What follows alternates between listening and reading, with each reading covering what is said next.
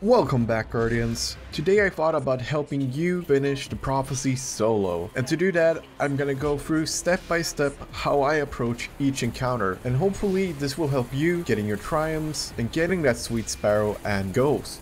So let's get started with the first encounter. There isn't really much to this. There's gonna be a lot of ads. Try to focus getting the knights down one by one. I highly recommend that you focus on the dark modes first, followed by focusing on the light modes. As soon as you've gotten the light modes and the dark modes on this part, you're gonna go to the second part of this encounter, which is another room.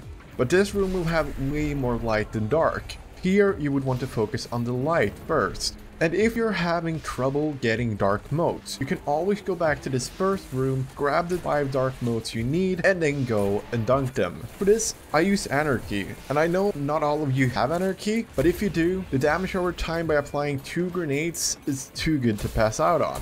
And if you don't have it, then I guess you could roll with either a sword, Fallen Guillotine with Whirlwind and Relentless Strikes is really good here as well, or you could go with Xenophage. I'm also using a sniper. More precisely, I'm using the Eye of Souls, the Trials Reward sniper with Firmly Planted and Whirlpool Weapons. Whirlpool Weapons does more damage to bosses in PvE, so that's pretty good for boss DPS.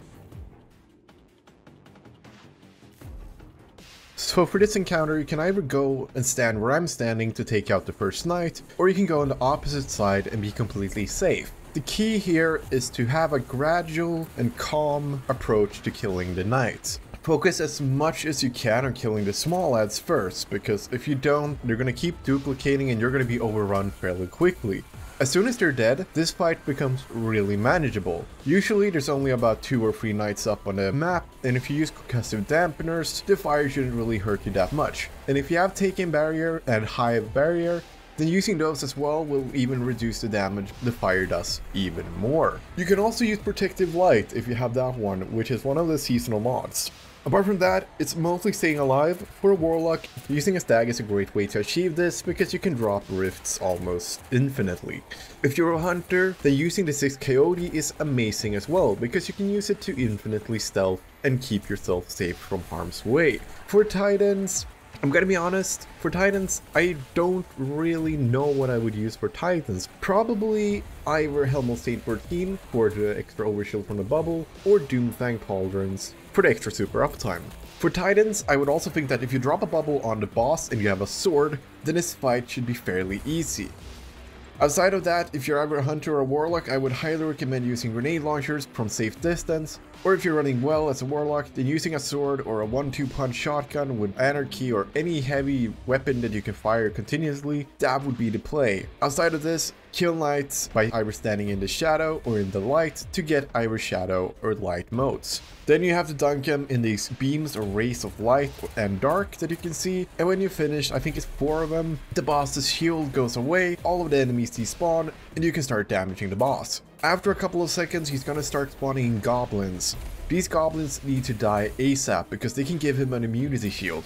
And if he has this up, you can't do any damage. So focus the goblins. Don't try and stress that you need to do damage all the time. Just keep going until you finally make it. And be patient. This is a hard encounter. And it takes time, it takes patience, and most importantly, it takes commitment. So I'm just gonna let the rest of the encounter play out so you can see how I approach this encounter. So if you want to go to the next one, as I mentioned before, you can just click on the next chapter.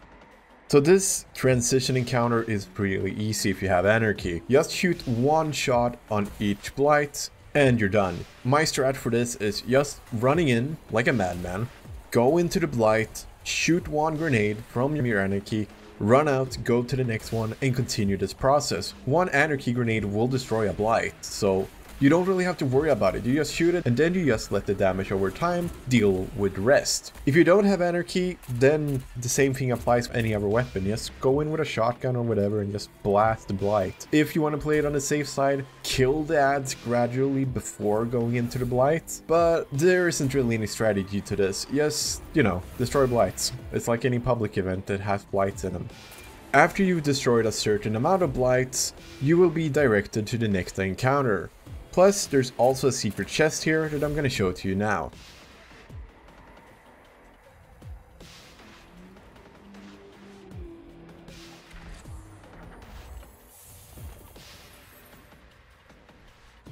So after you looted the chest and cleared all the blights, you will head towards one of these giant towers. This will lead you to the next encounter, which is arguably one of the most challenging, the hexahedron. With 4 circles at the middle of each side. Look for where the toe end goes. If you remember from Shadowkeep how the toe end goes is a little black orb with white lights around it. Look for that on the walls or on the roof. As soon as you've found it, that tells you which one of the sides you need to dunk your motes in. Do this for a couple of times and eventually you will reach 2 centurions. These centurions are very easy to dispatch, just be careful with the homing orbs that they shoot. For the actual encounter, you're gonna face off against knights, acolytes, and hobgoblins. So after you've killed one hobgoblin, a knight is gonna spawn.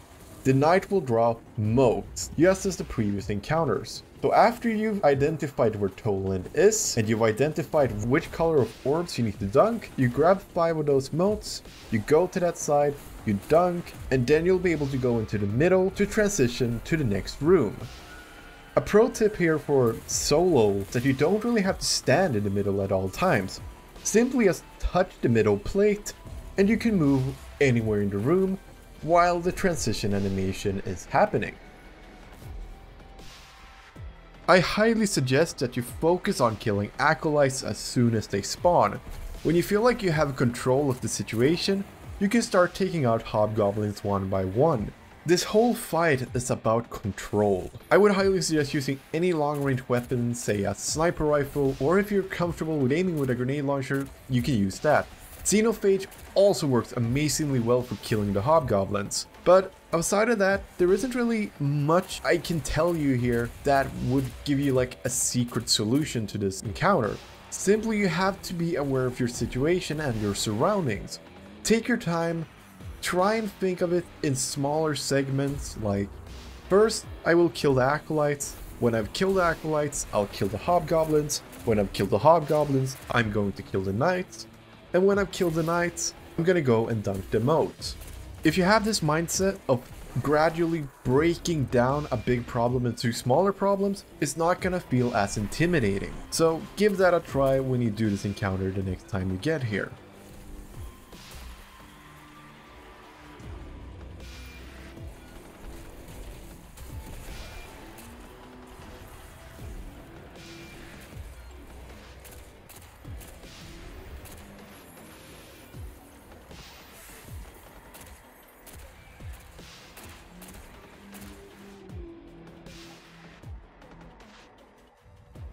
This next part isn't really an encounter, you just go from one tower to the other by following the Kel Nightmare or Kel Echo.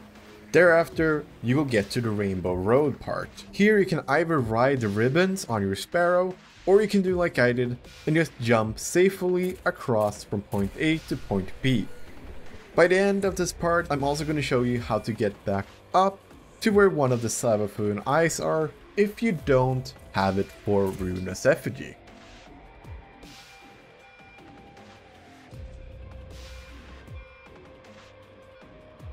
So finally, we get to the last encounter. This encounter can be really tricky, especially because there isn't really a lot of cover. For a warlock, using the stag here helps tremendously with keeping rifts up so you can survive the incoming damage. As a hunter, you would go with 6 coyote and stealth and be able to re-end during your stealth time. And as a titan, you would have to maximize using towering barricade to protect yourself from harm. Aside of this, the mechanics of this encounter is the same as we've seen in the rest of the dungeon. Grab motes, dunk in the appropriate color, do this 3 times on each corner, and you'll be able to teleport for a teleporter in the middle of the room. This will take you to the actual DPS phase, which can be quite tricky and overwhelming if you don't plan ahead. As you can see in the gameplay right now, there's a lot of ads, and that's because I'm being very sloppy with killing the science. This is gonna happen to you if you don't prioritize and kill the smaller ads, so make sure they are dead. As soon as you kill enough knights and bank the motes, you get to the DPS phase. And this DPS phase can be rather challenging because it can be very overwhelming. It requires a high amount of mobility, and not mobility as the game stat, but rather that you're on the move a lot. To start off with, you land by a platform here, and as soon as you get closer to the boss, it's going to start attacking you with its shrapnel launcher and portals which teleport you all the way back to the start of this tunnel. So what you want to do here is you want to keep putting pressure on him with damage all the time. He will also start when he's backing off in the room and going deeper into the tunnel, start spawning hobgoblins. As soon as you see these hobgoblins, kill them. Ignore the boss for a couple of seconds and kill the hobgoblins and start moving forward. Try to always be ahead of the boss instead of behind, because if you're ahead, then you can plan a lot better and you'll have a lot easier time to deal with all of the things happening. If you're using Oppressive Darkness, then I would recommend using that here with whatever super you have. Personally, I like Nova Bomb because of the extra amount of damage. It could be the difference between having to 3-phase him and 4-phase him, or if you're really good you can even 2-phase him, but it's dealer's choice. You pick whatever you're comfortable with. The mechanics outside of this aren't really that hard. Kill knights, dunk motes, and as soon as you've dunked, I forgot to mention this, just gonna spawn an ogre. Make sure to kill it real quick because it can be a pain in the ass, and then just keep repeating this process until the boss is dead.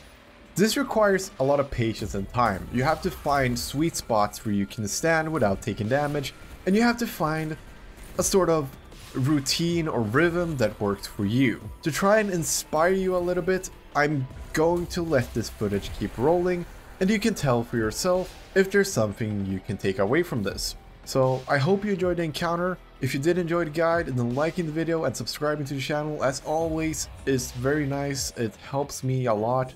And this is also the first video where I'm working without a script, which you might hear on the sound of my tone. I'm a bit more nervous, I'm a bit more anxious.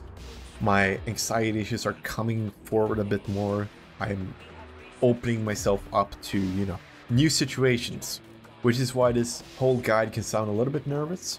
But I hope you enjoyed it, and I hope I will see you next time. And as always, until next time, this is me, TCSpectre, signing off.